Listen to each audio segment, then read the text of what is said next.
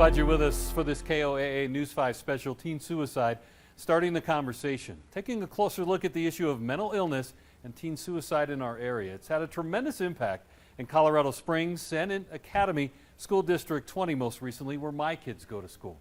You know, going back to last year at Discovery Canyon campus, for my daughter, it began with the loss of a classmate, then a friend, then a closer friend, and then earlier this year, the very closest of friends at the Classical Academy. Each of these events has had a significant impact on not only my daughter, but our entire family. Noah Wilder spent time in our home over this summer. Great kid, very close with my 16-year-old. We're friends with Noah's mom, Nicole, who, when she spoke at her son's memorial service in September, had a clear message to the kids in attendance that her son had made a mistake that he could not undo, and that this cluster of teen suicides has to stop. Noah was my son. Noah's Avery's big brother. Noah is Aaron's little brother. We were the Wilders. We still are the Wilders. He's definitely one that could make our family laugh. He definitely was a very funny kid. He was definitely a light in our family. But for a couple of years, Nicole knew her son was also battling depression and worse. In ninth grade is when it really came to ahead for me, and I really got involved, making sure that he, had therapy. He was hospitalized for thoughts of suicide.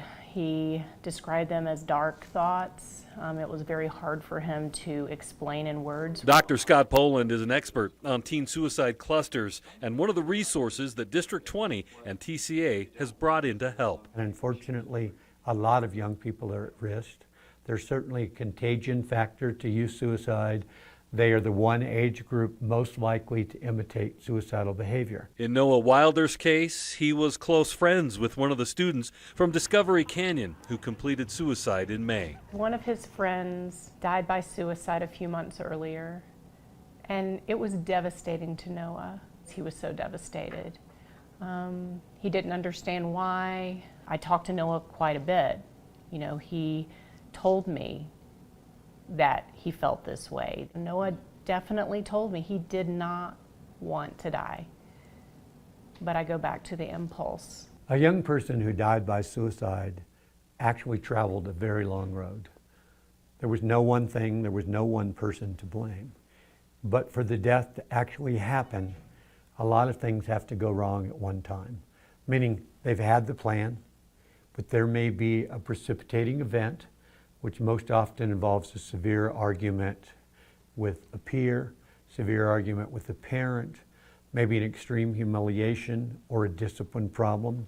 Nicole says Noah's impulse was, as Dr. Poland says, in response to a precipitating event.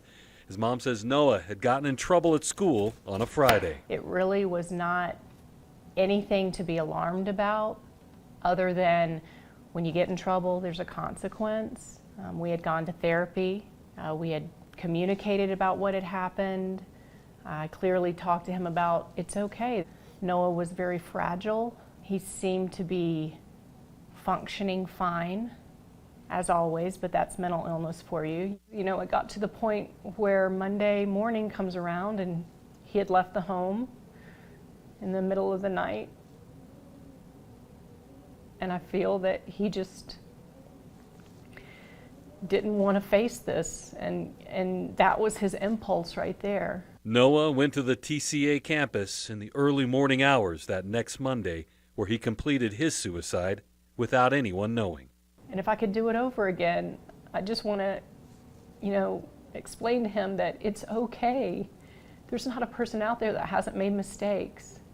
But I go back to how children are impulsive. And that was his impulsive move. The impact is really difficult. It's like taking a rock and throwing it into a pond. Every time there's a youth suicide, there's a ripple effect in the schools, the community, and in our homes. And really, it's a scary time for our schools and our communities. Every morning that I wake up, it's the first thought that I have, is that he's gone. My daughter can't go to school. His other half, his older brother, Aaron, he's been going to school, but it's very sporadic. He's a senior this year. He talks about how he doesn't want to go to college. I'm working from home now just to stay here with my children when they need it. Sean Shields was Noah's principal at TCA. It's a tragedy. It's horrible. It's the worst news you can probably get as a principal. Yeah, I don't know any other way to describe it. It's just horrible. You know, you don't really know the impact. We still don't know the impact. You know, we still don't know the entire impact of something like that. It starts at the friend group, the kids who were closest to the student, but then it quickly ripples out from there. You've got the students who are familiar with those students, you've got parents, you've got kids at other schools, and you really find out about it as you go. David King is an assistant principal at Discovery Canyon High School, where they're also dealing with the same issue. I don't feel like it's just the DCC issue. We were the unfortunate school that had a significant cluster last year and went through something that I would hope that no one else would ever have to go through. That no group of students, that no community would have to go through. It was extremely painful, but it's definitely not a North End of Colorado Springs specific issue. We're seeing this across the country with this generation. When it comes to teen suicide, Dr. Poland points to 4 clear warning signs. The warning signs are really talking about death and dying, giving away of prized possessions, making out at will, and dramatic changes in behavior that might have to do with things like sleeping patterns or even eating. Complicating the issue, as any parent knows, is that teens can be very hard to read. Dr. Poland says the difference between typical teen moodiness and clear warning signs are behaviors that are pervasive. They affect every aspect of their life, family, school, friendships. Second, are the behaviors persistent, lasting for more than 2 or 3 weeks? And finally, have the kids stop doing the things that they enjoy or love doing most? Now, one message everybody that I spoke with for this story feels very strongly about is mental illness and teen suicide must be discussed with our kids. We've got to talk about it more, our homes and our schools and in our churches. What to do if you ever feel this way. There's help available for you. Kids are aware. Students, have been continually asking us to not skirt around the subject, to address it head on. They said, we need to talk about it. We're ready to talk about it. We need to know what we can do to help. My greatest hope, I guess, is that it's no longer something that people are afraid to talk about, that we're able to have open conversations about it. And of course, I hope this never happens again. That would be my greatest hope. But I just want it to be something that people are comfortable talking about, that they're not afraid. It's not seen as a stigma. This broke me. This broke our family. And I'm not saying that we won't come back, but it's not going to be the same. It's not going to be the same. My only hope is that there is some awareness. I love to talk about him. I like to think good memories of him, but sometimes it makes me cry because I miss him. Our family definitely lost a key member. I don't think we'll ever be the same. I think that we'll learn to become something else, but right now it just feels like a void in our family. And like I said, we had a very loud family, and it's very quiet right now. Dr. Poland tells me that grief associated with suicide is the most complex form of grief there is. We should mention, since we spoke with Nicole for this story, that Noah's sister Avery has returned to class. As for Nicole, she's in the process of becoming as involved in suicide prevention as she can. She hopes that through her tragedy and her family's tragedy, good can come from it. The Jason Flatt Act is one thing she's looking into through the Jason Foundation that gets more education into the classrooms and in the hands of teachers. There are also many resources out there, including Pikes Peak Suicide Prevention here in our area. All right, joining us now in studio, Janet Carnes, Executive Director of Pikes Peak Suicide Prevention. Thank you for being here with us. Thank you for having me. You're on the front lines. You deal firsthand with people like Nicole, people who have suffered this terrible loss. What's the big message we need in our community right now? Because there has been an awful lot out there. Right. I think everyone needs to know that we need to take all talk of suicide seriously. Don't assume that if someone's talking about it, they're not serious. They can be. I think people need to start reaching out to each other and connecting more. And I think that's part of the issue that we need to address. I think people need to attend trainings and learn how to prevent suicides. We do that for free. Right. So people need to, I think, get trained. And I think people need to just really be aware of how people are doing and not assume things. Yeah. Well, what can be done in general terms to prevent youth suicide or suicide in general, for that matter? All suicides we know certain things about. One is that people who die by suicide are in great pain, and that usually they actually don't want to die. They just find the pain too hard to live with. And so that's what we look for, and that's what we try to train people to look for. So that, to me, is part of the issue, I think, of what needs to be done right now. I think parents need to really start kind of watching their children a little more. We know from teens that we talk to a great deal that social media is a big problem. Yeah. And that, so there's lots of things going on that parents don't know about. And when it's teenagers, it can be really difficult to monitor your children's social media. Right. But kids themselves tell us, you know, we want to have conversations with our parents, but we want to have really deep conversations, or real ones. And they don't want their parents to like freak out easily over the social media issue, but they know they need some help with it. Yeah. So we've heard an awful lot about warning signs, but you certainly, again, you deal with this every day. So in your opinion, what are some of the key warning signs that parents can be looking for? One of the big ones are hopelessness and helplessness. So people who die by suicide feel very hopeless. So with teenagers or anyone, we look for changes in behavior. So someone who is normally, let's say, outgoing, talkative, and all of a sudden they become quiet and withdrawn. Now, if you have a kid that normally is kind of isolated themselves, you know, kind of quiet child, once again, look for a child who now starts spending all their time in the room, doesn't come down for dinner. Just any kind of real behavioral changes. Somebody who used to be a safe person now all of a sudden starts taking risk. Things like that. So we really go for changes in behaviors. Sometimes it's giving away possessions, not always, but usually people will make indirect or direct statements about suicide. Indirect, I just can't take it anymore, you won't have to worry about me soon, or it might be very direct of, I've decided to kill myself.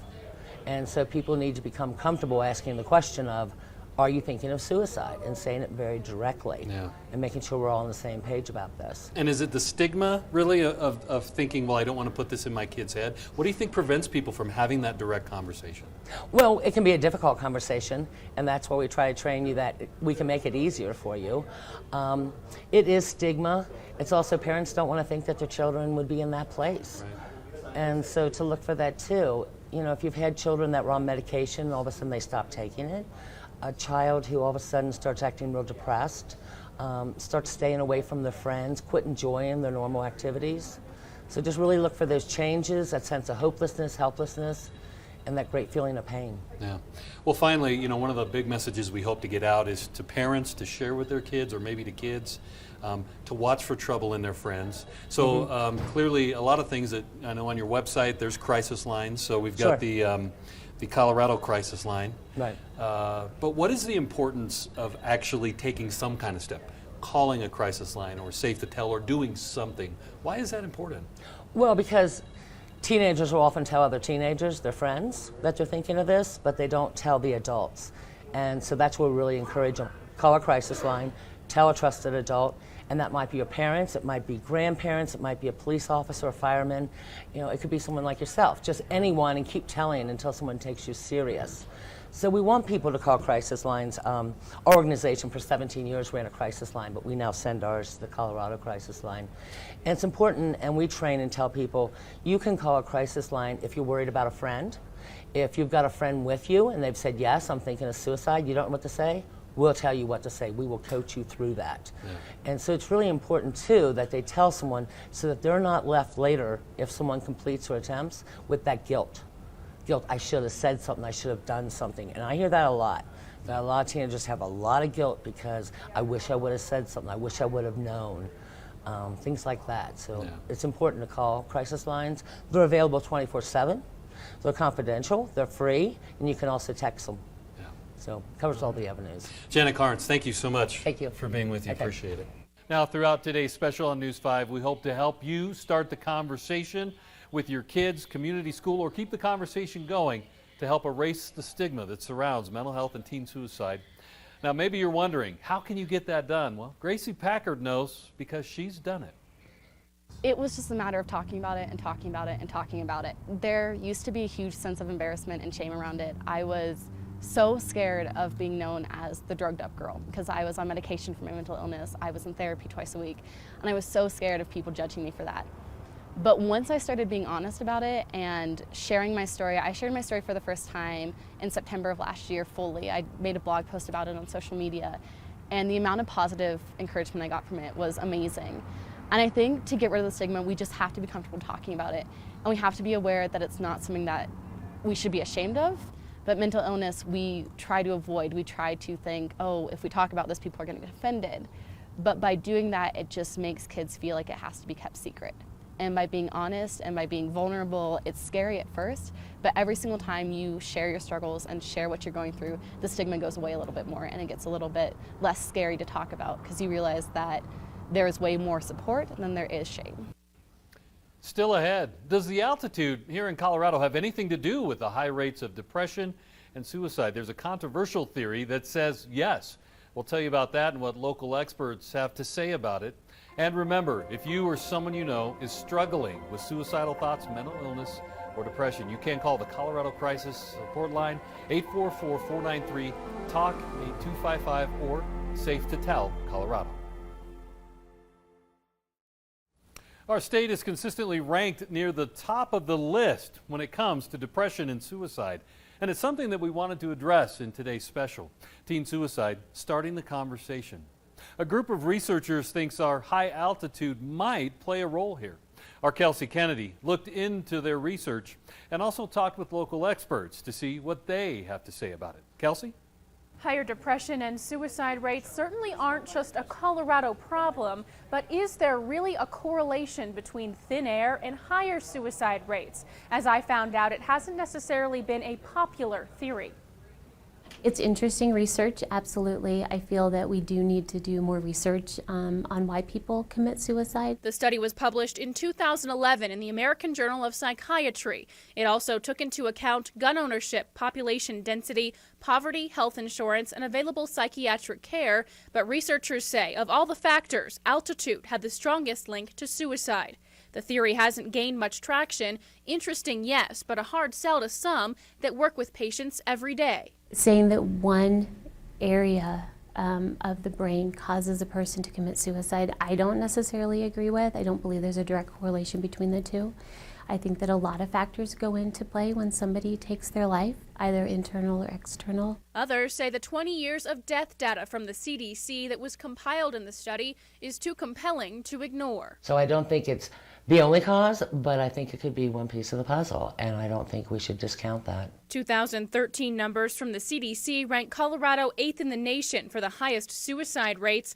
That's down from previous years. But don't run for the coasts just yet. The same states that rank high on the list are on top of another polar opposite list, Gallup's poll of the happiest states. It all boils down to chemistry. The research, led by a scientist from the University of Utah, suggests that oxygen levels at altitude have an impact on our individual brain chemistry. The lack of oxygen, according to the study, leads to a drop in serotonin, a neurotransmitter that helps stabilize emotions. Researchers found that thin air also leads to a rise in dopamine, which is often associated with the pleasure center of the brain. As the theory goes, people predisposed to mental illness are more likely to develop a mood disorder because they're more sensitive to decreasing serotonin levels at high altitudes. On the flip side, those without a predisposition are less likely to be depressed and feel happier as the brain produces more dopamine. The fluctuation of these chemicals, combined with alcohol, drugs, and antidepressants, can create a competition inside the brain. When you take marijuana and you put that on top of a psychotropic medication, you're not getting the effect that you want from that psychotropic medication. So that could be causing more depression and more suicidal thoughts in someone who's already depressed. Researchers suggest understanding how altitude might affect the brain could eventually be used to help prevent suicide, and local experts remain committed to each person's unique situation and needs. I think most people are looking for an easy answer. And so we're all trying to pin one thing on what causes suicide. And suicide is actually a very complicated issue. And there's never usually one cause. Now there's another group that tracks these numbers besides the CDC, the American Association of Suicidology. Here's how their most recent data ranks Colorado against other states with the highest suicide rates. In 2012, we jumped from 9th to 5th, down to 7th in 2013, back up to 5th in 2014. So Kelsey, this is a separate group, but how do these numbers compare with what the CDC has been reporting? Well, they're very close. 2013, for example, the CDC had a 6th highest suicide rate in the nation, where the American Association of Suicidology had us at 5th. We are consistently in the top 10, but we have not reached above that 5th spot. Haven't cracked the top 5, but interestingly, Montana and Wyoming consistently right there in the top 2. Any explanation? Yeah, those two states are actually tied for the very top spot. Interestingly, they both have higher altitudes than most states, and while there are overall less suicides in those states, if you account for population per capita, that suicide rate is what puts them at the very top. Yeah, very complex issue. Thank you, Yes. Kelsey. Well, suicide prevention also top of mind for our governor, John Hickenlooper, this year. His plan earned rousing applause during his State of the State address. The goal to make mental health help as easy as access to a primary care physician. Augustine Vega works with Pueblo's chapter of the National Alliance on Mental Illness, also known as NAMI. Now, he found the support group while struggling with his daughter's mental health problems. One of the things that I was really ignorant about, because I had this Hollywood view of what mental illness was like, and it's scary and it's the end of the line type of thing, but it's not. NAMI is one of the only resources for mental illness in the Pueblo community, along with Spanish Peaks, and a local teen suicide prevention hotline. Vega hopes the governor's plan will bring more help to those who are contemplating suicide across southern Colorado. Well, besides bringing in national experts like Dr. Scott Poland and Dr. Richard Lieberman, who will continue to provide webinars to District 20 and TCA, administrators that I spoke with for this special at Discovery Canyon and TCA are also taking specific steps right now to try to provide help and support to staff and students. We want to make sure we're always relational, that we're taking care of the hearts of our students. We've got a task force that's got administrators and counselors in place that are looking at different programs. We've done some staff training, more focused on suicide and suicide prevention, which we weren't doing before. We were kind of doing overall mental health. I feel like we had some good systems in place before, because obviously schools have a number of suicide threats every year, and you evaluate students and you do interventions, and most of the time those interventions are successful. Right now our awareness is really high, so more than probably it would typically be when kids are expressing academic concerns, stress about homework. We quickly get adults involved in that. We're doing a lot of work with our staff. We're doing some emotional intelligence training and just practicing being aware of our own emotions, and by doing that as a staff, then we're able to serve our students better too and have a greater level of awareness of how they're doing, how we're impacting them, and vice versa. Well, we're using a curriculum that's been adopted by the district. It's called the SOS program. It stands for the Signs of Suicide, and I actually was observing our counselors this week, so I sat in about 3 or 4 sessions of that and got to offer them feedback and participate with students. So we're implementing that curriculum. It's a research-based curriculum that has been shown to have a very positive impact in helping equip students on how to serve other students when they're seeing those concerns or those warning signs. And Mr. King there, the assistant principal at Discovery Canyon High School, has been working on the forefront of this issue really for years. And just like Ms. Darris, who we saw earlier in the program, goes out of his way to connect with students, even through forms of communication more on the kids' level. This is my 6th school year at Discovery Canyon, but right when I got here, I noticed a significant increase in the amount of suicide assessments that we were having to do and the amount of suicidal ideations that we were seeing in students and just mental health concerns. So I wanted to have an outreach to students, and I wanted to let them know that I had a personal investment in their life and health and well-being. And there was kind of a fad on the internet at that time where kids were reading, showing these flip chart card things to communicate a powerful message set to some music. So I decided, I can do that. And so I just sat down and communicated a quick message that I wanted to send to students, and they received it really well, and it helped me to build, just to advance my relationships with them more quickly, because I think they saw my heart in it. Oftentimes the hardest part, if you're struggling with depression or thoughts of suicide, or you know of someone who is, the hardest part is taking that first step towards getting help. It's a path that Gracie Packard has successfully traveled herself, and she has this advice. The biggest thing is just to take that first step. The first step is the scariest. It's terrifying. It is, knee-shaking scary to say for the first time that, hey, I'm not okay, just because there is this huge stigma around it. But the minute you say that, every single time after that gets so much easier. And taking that first step, it's just after that it becomes so easy and so natural to be able to discuss it. And I think the biggest thing is you will be blown away by the amount of support and love there is out there. There are so many people out there who want to help and support and provide love. Then there are people who are going to be upset with you. And if you're willing to take that risk, you're going to see the amount of love that there is for you. You know, the fact is, teenagers, most of them are just learning what many of us adults have come to accept. Life can be challenging. It can get you down. Depression and mental illness don't always mean that a person is suicidal. But the point is, there's help for you no matter how you're feeling. You just have to reach out for it. We here at KOAA News 5 will continue to watch out for you and keep this conversation going on this issue. I want to thank everybody who courageously spoke with us on this difficult topic. Thank you for being with us. Remember, stay safe, look out for each other. I'm Ira Cronin.